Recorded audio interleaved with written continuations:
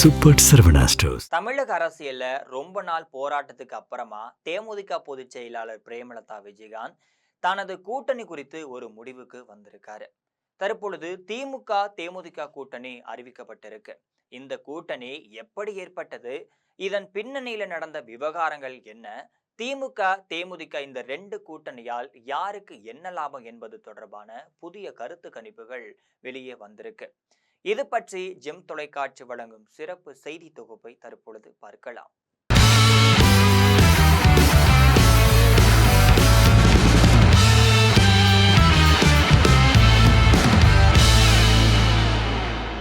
தமிழ்நாட்டில் தேமுதிக கட்சிக்கு 0.45% வாக்கு வங்கி இருந்துட்டு இருக்கு.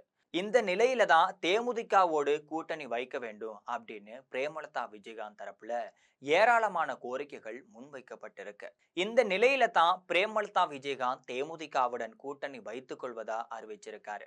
இது தொடர்பா அவர் முதல்வர் மு.க.ஸ்டாலினை அறிவாலயத்தில் சந்தித்து பூங்கொத்து கொடுத்து இந்த அறிவிப்பையும் வெளியிட்டிருந்தாரு. அறிவாலயத்துல மு.க.ஸ்டாலினை சந்தித்த பிரேமலதா விஜயகாந்த் நேரடியா கேப்டன் விஜயகாந்த் நினைவிடத்திற்கு வந்தாரு. விஜயகாந்தை பொறுத்த வரையில 5ஆம் எண் அவருக்கு ராசியான எண்ணாக இருந்துட்டு இருக்கு. அந்த வகையில விஜயகாந்த் நினைவிடத்துல இருக்கக்கூடிய ஆலய மணியை 5 முறை அடித்து விஜயகாந்த் முன்பாக நின்று பிரேயர் செய்த நிலையில பத்திரிகையாளர்களை சந்தித்து தனது கூட்டணி முடிவு பற்றி அறிவிச்சாரு. கடந்த 3 மாதமாகவே திமுகவுக்கு எதிராக பேசி வந்த பிரேமலதா விஜயகாந்த் திமுக ஆட்சியில் பெண்களுக்கு பாதுகாப்பில்லை, சட்ட ஒழுங்கு சரியா செயல்படல, திமுக அமைச்சர்கள் ஊழல் செய்கிறார்கள் என்றெல்லாம் பேசி வந்த அவர் இப்ப திமுகவுடன் கூட்டணி சேர்ந்திருக்கிறார் என்பது குறிப்பிடத்தக்க செய்தியாகும். இதற்கிடையே அதிமுகவுடன் கூட்டணி குறித்து பேசிய போது பாஜக தரப்புல இறுதி முடிவாக 7 தொகுதிகளும் ஒரு ராஜ்யசபா பதவியும் தரப்படுவதா சொல்லப்பட்டுச்சு. ஆனால் பிரேமலதா விஜயகாந்த் இதை ஏற்றுக்கொள்ளாம இருந்திருக்காங்க. மேலும் ஏற்கனவே கடந்த தேர்தல்ல ராஜ்யசபா பதவி தருவதா சொல்லிட்டு ஏமாற்றி விட்டாங்க அப்படிங்கிற எண்ணமும் மேலோங்கி இருந்துச்சு. இதற்கிடையே தான் அவர் தேமுதிக நிர்வாகிகளை அழைத்து ஒரு ஆலோசனை கூட்டமும் நடத்தியிருந்தாரு. அதுல வாக்கு பெட்டி ஒன்றை வைத்து திமுகவுடன் கூட்டணி சேரலாம் அப்படின்னு குறித்து நிர்வாகிகளிடம் ஓட்டு கேட்டிருந்தாரு. இதுல 90% நிர்வாகிகள் திமுகவோடு கூட்டணி வைக்கலாம் அப்படிங்கிற தனது வாக்குகளை அந்த பெட்டியில அளிச்சிருந்தாங்க என்பது குறிப்பிடத்தக்கது.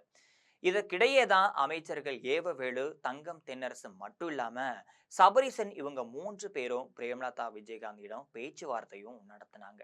தங்களுக்கு 16 தொகுதிகளுக்கு ஒரு ராஜ்யசபா பதவியும் தர வேண்டும் அப்படின்னு பிரேமலதா விஜயகாந்த் தனது பேச்சுவார்த்தையை தொடங்கினாங்க. ஆனா இதற்கு திமுக தரப்புல மறுப்பும் தெரிவிக்கப்பட்டு தான் இருந்துச்சு. அதுக்கப்புறமா 14 தொகுதிகள் ஒதுக்கி தர வேண்டும், 12 தொகுதிகள் ஒதுக்கி தர வேண்டும் என்றெல்லாம் கீழே இறங்கி வந்து கடைசியா 10 தொகுதிகளை ஒதுக்கி தருவதா, ஒரு ராஜ்யசபா பதவி தருவதா பேச்சுவார்த்தை முடிவடைஞ்சிருக்கு. இந்த நிலையில தான் திமுக தேமுதிக கூட்டணி அறிவிக்கப்பட்டிருக்கு. இந்த 2 கட்சிகளுக்கும் கூட்டணி வைத்து 11 ஆண்டுகள் ஆகக்கூடிய நிலையில தற்போது 11 ஆண்டுகளுக்கு பிறகு திமுக தேமுதிக இந்த 2 கட்சியும் கூட்டணி சேர்ந்திருக்காங்க. இடைப்பட்ட காலங்கள்ல மு.க.ஸ்டாலின் விஜயகாந்த் வீட்டிற்கு சென்று பல முறை ஆதரவும் தெரிவித்தபடியும் கேட்டாரு. ஆனா விஜயகாந்த் அப்போதெல்லாம் மறுத்திருக்காரு. இப்ப தேமுதிக கூட்டணிக்கு பிரேமலதா விஜயகாந்த் சம்மதம் தெரிவிச்சிருக்காங்க என்பது முக்கிய செய்தியாக பார்க்கப்படுது. இதற்கிடையே தான் தேமுதிக கூட்டணியில சேர்ந்தா என்ன பலன் கிடைக்கும் அப்படிங்கிறது தொடர்பா சபரிசன் நடத்தி வரும் பென் நிறுவனம் சார்பா தமிழகம் முழுவதும் ஒரு ஆய்வு நடத்தப்பட்டுச்சு. தமிழகத்தை பொறுத்த வரையில சுமார் 37,000 பூத் கமிட்டி அமைப்புகளை தேமுதிக பாதுகாப்பாக வச்சிருக்காங்க. அந்த வகையில தான் கடலூர், விழுப்புரம், திருவண்ணாமலை, தருமபுரி, விருதுநகர், அருப்புக்கோட்டை போன்ற பகுதிகளில் தேமுதிகவிற்கு செல்வாக்கு இருந்துட்டு தான் இருக்கு.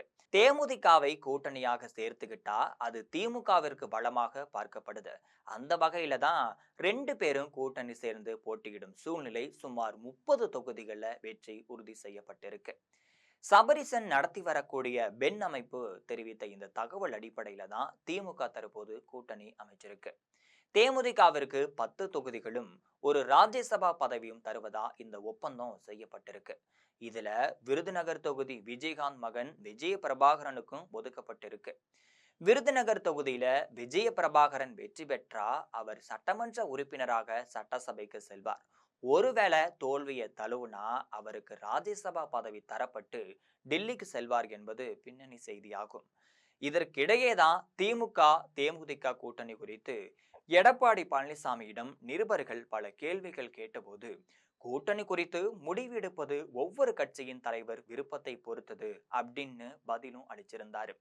இது குறித்து தமிழ் மாநில காங்கிரஸ் தலைவர் ஜி.கே. வாசன் கருத்து தெரிவிக்கும் பொழுது, இந்த கூட்டணி குறித்து கேப்டன் விஜயகாந்த் ஆவி பிரேமலதா விஜயகாந்தை மன்னிக்காது அப்படின்னு கருத்து தெரிவிச்சிருக்காரு.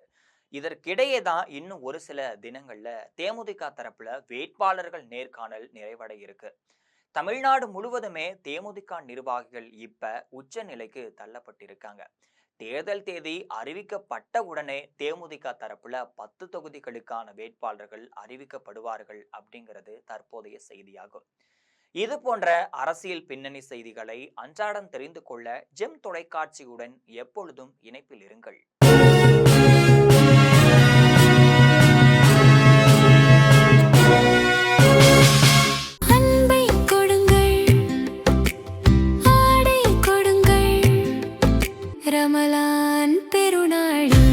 Super Sarvana Stores.